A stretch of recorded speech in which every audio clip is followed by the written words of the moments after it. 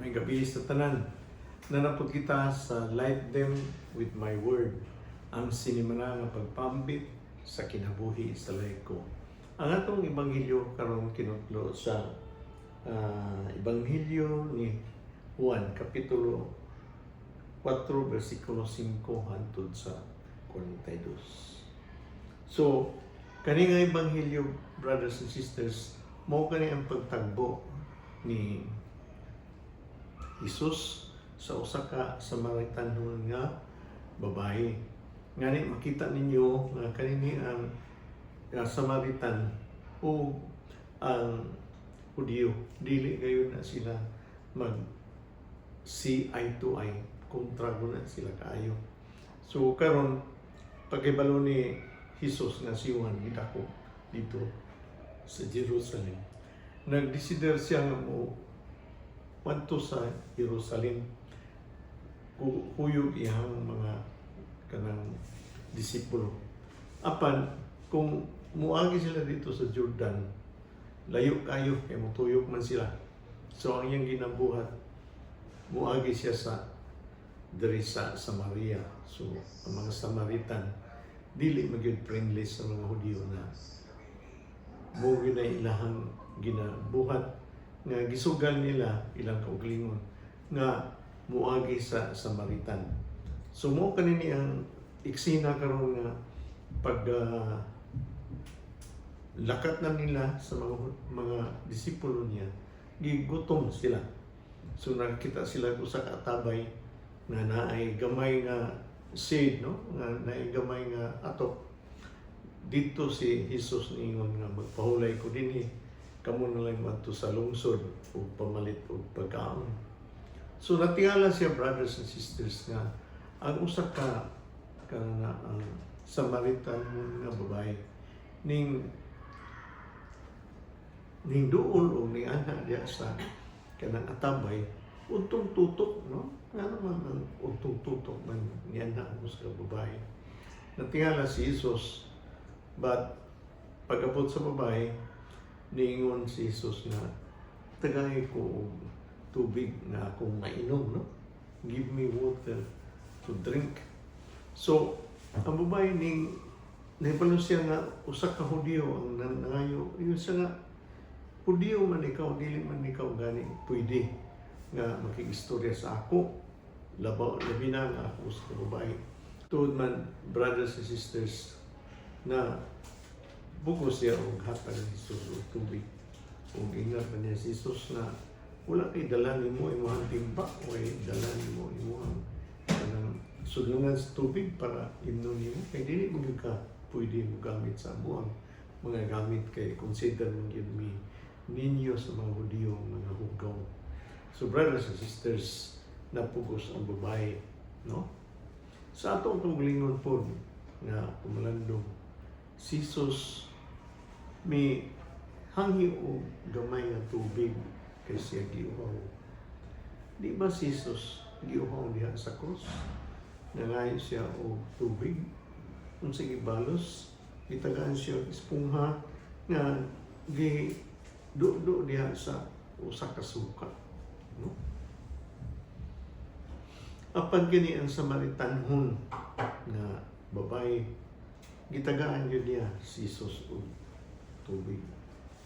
Sa ato ang mga kinabuhi, si Jesus, siya nagpaklaro ka nato, siya nagpadayang ka nato diha sa atong isigataw, diha sa usa ka makilimos, diha sa usa ka bata, diha sa usa ka amahan, inahan, o uban nga katawhan, membro sa ato ang trabaho sa trabahoan nato, nga mangayo og tubig ka nato, mangayo og kanang tabang ka nato.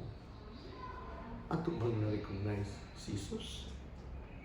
Na-recognize mo nato ang Ginoo sa mga tawhana nga nangayo ka nato? Brothers and sisters, mahitabo usab ka sa pamilya, husband and wife, children, sa ato ang mga kanana ang kauban niya sa balay. Usahay ang usa ka bata Ang istorya ba siya imo? Mubadlong ba sa imo?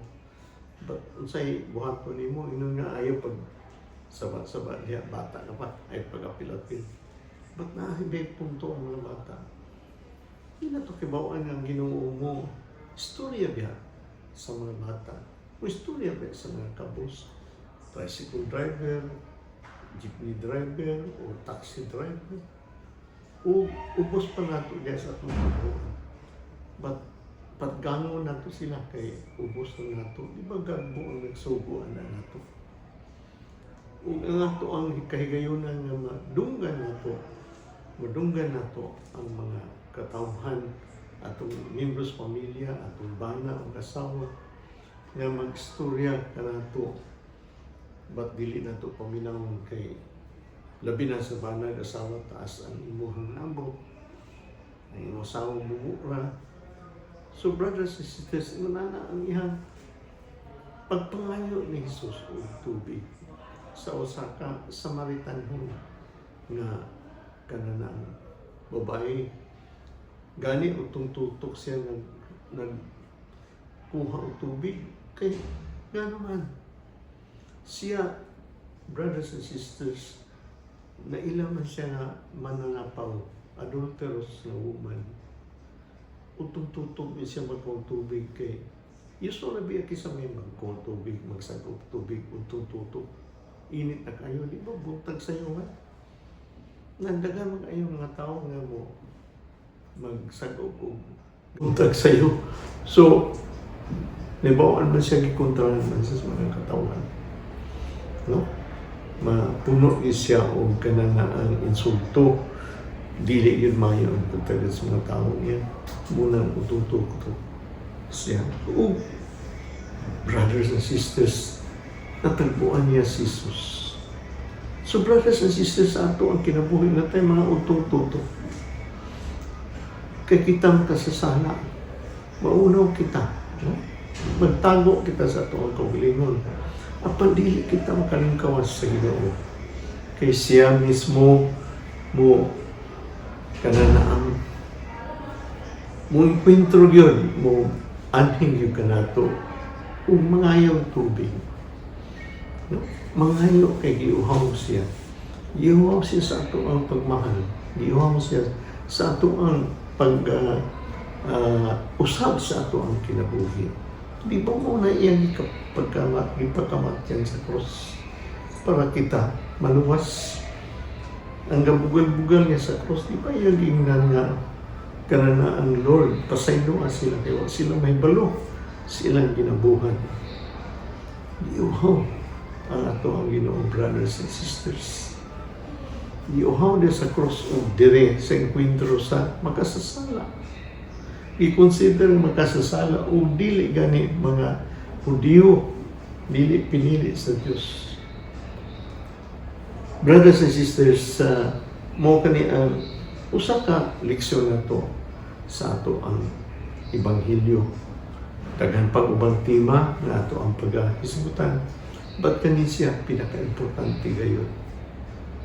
Nga siya, brothers and sisters, nangayo sa tubig ka na ito o giuhaw siya sa atong paghigupa. Isig usa, iuhaw siya sa pagtagal na ito sa mga kabus. Labi na katong mga dinaog-daog o ubos pa ka na ito. Iuhaw siya kaya nagpasulabi ang atong mga labo.